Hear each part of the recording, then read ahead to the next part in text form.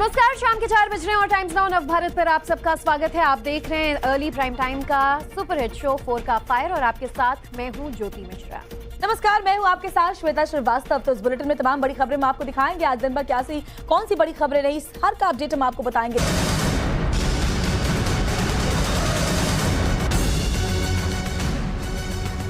और इस वक्त की बड़ी खबर आपको बता दें, वर्ल्ड क्लाइमेट एक्शन समिट में प्रधानमंत्री नरेंद्र मोदी का संबोधन हुआ है। प्रधानमंत्री नरेंद्र मोदी ने इस दौरान कुछ अहम मुद्दों का जिक्र किया। कार्बन उत्सर्जन को घटाना है 45% तक और इस कोशिश में सभी भागीदार होंगे, ये भी प्रधानमंत्री ने कहा है। और इसके लिए भारत ने अपना जो बैलेंस है वो बनाए रखा। ये आज विश्व जलवायु सम्मेलन के दौरान प्रधानमंत्री नरेंद्र मोदी ने इन तमाम मुद्दों का जिक्र किया है। और इस समिट के लिए प्रधानमंत्री दुबई में मौजूद हैं और प्रधानमंत्री का जो संबोधन है वो कई मायनों में बेहद अहम है, क्योंकि प्रधानमंत्री हमेशा अपने किसी भी विदेशी दौरे के दौरान अपने प्लैनेट के बारे में जरूर जिक्र करते हैं। इसके अलावा one earth one family one future पर प्रधानमंत्री का जोर रहता है। G20 में भी हमने देखा था और अब इस ग्लोबल समिट में प्रधानमंत्री एक बार फिर से जलवायु को लेकर के चिंता जाहिर कर रहे हैं। और देखिए, जो बड़ी बातें वो कह रहे हैं वो लगातार हम आप तक दिखा रहे हैं। प्रधानमंत्री का ये संबोधन बेहद अहम। वर्ल्ड क्लाइमेट एक्शन समिट में प्रधानमंत्री इस वक्त बोल रहे हैं। मेरे द्वारा उठाए गए क्लाइमेट जस्टिस, क्लाइमेट फाइनेंस और ग्रीन क्रेडिट जैसे विषयों को आपने निरंतर समर्थन दिया है। हम सभी के प्रयासों से ये विश्वास बढ़ा है कि विश्व कल्याण के लिए सबके हितों की सुरक्षा आवश्यक है, सबकी भागीदारी आवश्यक है। फ्रेंड्स, आज भारत ने इकोलॉजी और इकोनॉमी के उत्तम संतुलन का उदाहरण विश्व के सामने रखा है। भारत में विश्व की 17% आबादी होने के बावजूद ग्लोबल कार्बन एमिशंस में हमारी हिस्सेदारी ओनली 4% से भी कम है। भारत विश्व की उन कुछ इकोनॉमीज में से एक है जो एनडीसी टारगेट्स को पूरा करने की राह पर है। एमिशंस इंटेंसिटी संबंधी टारगेट्स को हमने 11 साल पहले ही हासिल कर लिया है। नॉन फॉसिल फ्यूल टारगेट्स को हम निर्धारित समय से 9 साल पहले ही प्राप्त कर चुके हैं और भारत ने इतने पर ही नहीं रुके हैं। हमारा लक्ष्य 2030 तक एमिशंस इंटेंसिफाई को 45% घटाना है। देश ही नहीं, विदेशों में भी पीएम मोदी की लोकप्रियता शिखर पर है। जहां जहां मोदी जाते हैं उनको देखने के लिए लोग बेताब नजर आते हैं। दुनिया के कोने कोने में उनके चाहने वाले भरे हैं। ताजा तस्वीरें दुबई की हैं। दुबई पहुंचने पर पीएम मोदी का शानदार स्वागत हुआ। एयरपोर्ट से होटल तक पीएम के चाहने वाले खड़े थे। यूएई के डिप्टी पीएम और गृह मंत्री एचएस शेख सैफ बिन जायद अल नहयान ने उनका एयरपोर्ट पर स्वागत किया। इन तस्वीरों को देखकर अंदाजा लगाया जा सकता है कि दुनिया में मोदी की कितनी लोकप्रियता है। तिरंगा थामे लोगों ने एयरपोर्ट पर पीएम मोदी का स्वागत किया। पीएम की झलक पाने के लिए लोग बेताब दिखे। लोगों ने हर हर मोदी, घर घर मोदी और अब की बार 400 के पार के नारे लगाए।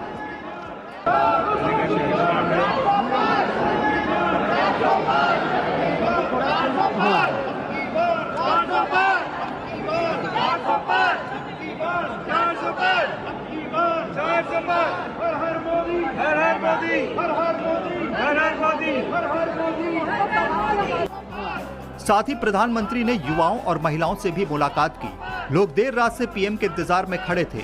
PM Narendra Modi COP28 climate summit में शामिल होने के लिए दुबई पहुंचे हैं। दुबई पहुंचने पर पीएम ने कहा कि क्लाइमेट चेंज हमारी प्राथमिकता में सबसे ऊपर है। COP मतलब कॉन्फ्रेंस ऑफ द पार्टीज। 1992 में यूएन के जलवायु समझौते पर हस्ताक्षर। दुबई में हो रही है COP की 28वीं बैठक। बैठक को COP28 का नाम दिया गया। पृथ्वी के तापमान वृद्धि को रोकना इसका लक्ष्य है। तापमान वृद्धि 1.5 डिग्री सेल्सियस तक करने का लक्ष्य है। पेरिस समझौते में 200 देश हुए थे सहमत। होटल के बाहर इंडियन डायस्पोरा ने पीएम मोदी का स्वागत किया। पीएम ने सभी से मुलाकात की और हाथ जोड़कर उनका अभिवादन किया। इस दौरान डांस ग्रुप ने परफॉर्मेंस भी दी। लोगों ने मोदी मोदी के नारे लगाए। पीएम मोदी ने कहा कि दुबई में भारतीय समुदाय के गर्मजोशी से भरे स्वागत से भावुक हूं। चुनावी नतीजे से पहले मध्य प्रदेश से एक बड़ी खबर सामने आ रही है। आपको बता दें, एमपी में बीजेपी कांग्रेस में कांटे की टक्कर बात कही जा रही है। दरअसल काउंटिंग से पहले कांग्रेस पूरी तरह से एक्शन में आ गई है। कांग्रेस को ऑपरेशन लोटस का चूंकि डर सता रहा है और इसी को लेकर विधायकों की घेराबंदी में कांग्रेस पार्टी लग गई है। विधायकों को कर्नाटक लाया जा सकता है, ये भी जानकारी मिल रही है। तो देखिए, अभी काउंटिंग हुआ भी नहीं है, अभी तो सिर्फ मतदान ही हुआ है, लेकिन उसके पहले ही कांग्रेस को किस तरीके से डर है अपने विधायकों को लेकर के कि अब विधायकों की घेराबंदी में कांग्रेस लग चुकी है। और ये भी बताया जा रहा है कि हो सकता है विधायकों को कर्नाटक ले जाकर किसी रिजॉर्ट में शिफ्ट कराया जा सके, ठहराया जा सके। बिल्कुल। तो देखिए, बड़ी खबर मध्य प्रदेश के सियासी गलियारों से ये आ रही है कि 3 दिसंबर को एक तरफ नतीजे आएंगे तो दूसरी तरफ कांग्रेस का चौपड़ तैयार हो जाएगा विधायकों को रिजॉर्ट ले जाने के लिए।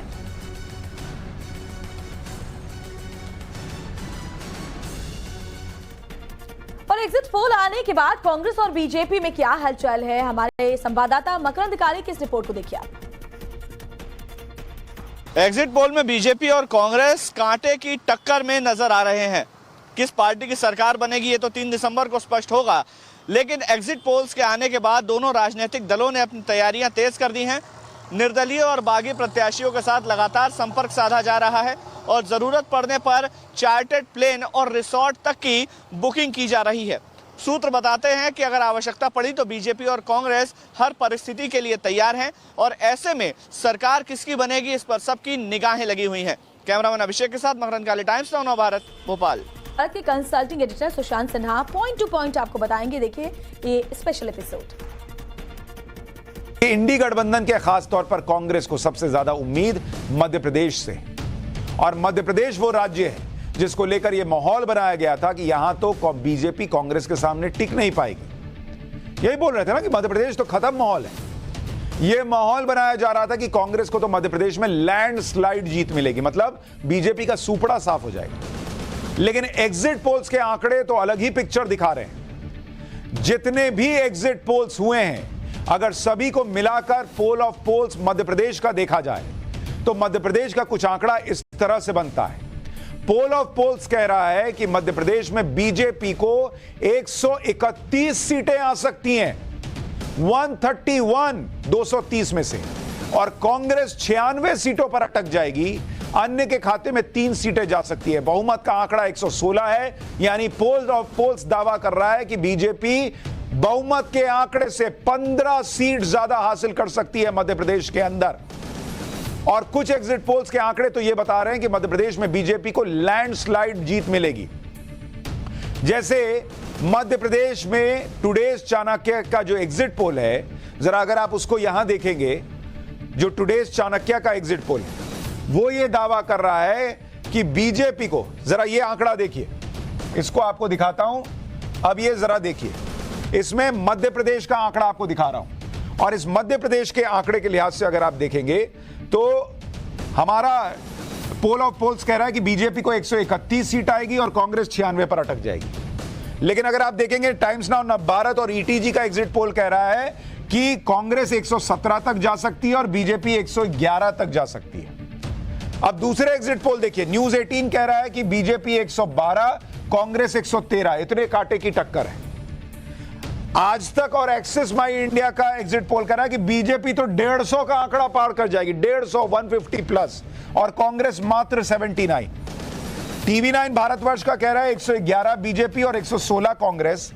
इंडिया टीवी और सीएनएक्स का एग्जिट पोल कह रहा है कि बीजेपी 149, कांग्रेस 80, और न्यूज 24 चाणक्य का एग्जिट पोल भी कह रहा है कि बीजेपी 150 के पार चली जाएगी और कांग्रेस 74। और इसीलिए जो पोल ऑफ पोल्स बन रहा है, बीजेपी मध्य प्रदेश में 131 और कांग्रेस जो है वो मात्र 96 सीट पर रह जाएगी। यानी अगर आप ये देखेंगे कि मध्य प्रदेश के अंदर मोटे तौर पर यह नजर आता है कि एग्जिट पोल्स या तो नेक टू नेक फाइट दिखा रहे हैं या ये दिखा रहे हैं कि बीजेपी को मैसिव जीत मिलने जा रही है। टाइम्स नाउ, नवभारत और ईटीजी ने जो एग्जिट पोल किया उसमें मध्य प्रदेश की 230 सीटों में से कांग्रेस को 109 से 125 सीट आ सकती है, बीजेपी को 105 से 117 और अन्य को 1 से 5 सीट मिलने का अनुमान है। अब बात करता हूं राजस्थान की। राजस्थान वो राज्य है जहां कांग्रेस ये दावा करती रही है कि 5 साल में, हर 5 साल में चूंकि सरकार बदलने का ट्रेंड है तो वो इसको रोक देगी, वो राजस्थान का रिवाज बदल देगी, कांग्रेस कहती है। लेकिन राजस्थान के पोल ऑफ पोल्स में भी बीजेपी को पूर्ण बहुमत दिख रहा है। अगर मैं आपको यह आंकड़ा दिखाऊं, माफ कीजिएगा, आपको आंकड़ा दिखाता हूं राजस्थान का। बीजेपी को राजस्थान के अंदर 104 सीट आ सकती है, ये एग्जिट पोल्स दावा कर रहे हैं और पोल ऑफ पोल्स में दावा, यानी सबका मिला दीजिए तो एवरेज बीजेपी का 104 सीट बन रहा है। कांग्रेस 84 सीट और अन्य 12 सीट। और बहुमत का आंकड़ा कितना है? 101, यानी बीजेपी को सारे एग्जिट पोल भी मिला दीजिए तो बहुमत मिल जाएगा। एक लौता एग्जिट पोल है आज तक का जो कह रहा है कि हंग असेंबली हो सकती है और कांग्रेस सिंगल लार्जेस्ट पार्टी हो सकती है। बाकी सारे एग्जिट पोल लगभग बीजेपी को स्पष्ट बहुमत दे रहे हैं और एक न्यूज 24 का एग्जिट पोल कांग्रेस की सरकार बना रहा है, बीजेपी को 89 सीट दे रहा है। हमारे एग्जिट पोल के मुताबिक राजस्थान में क्लियर कट बीजेपी की सरकार बनने जा रही है। अगर आप टाइम्स नाउ नवभारत का एग्जिट पोल का आंकड़ा देखेंगे तो हमारे एग्जिट पोल के मुताबिक कांग्रेस को 56 से 72, बीजेपी को 108 से 128 और अन्य को 13 से 21 सीटें आ सकती हैं। राजस्थान में 199 सीटों पर वोटिंग हुई और बहुमत के लिए 100 सीटों का आंकड़ा चाहिए और एग्जिट पोल में बीजेपी को यह साफ बहुमत मिलता दिख रहा है। भाई 128 पे और कहां 100 चाहिए। एग्जिट पोल में राजस्थान में किसे कितना वोट मिलने का अनुमान है वो भी आपको बताता हूं।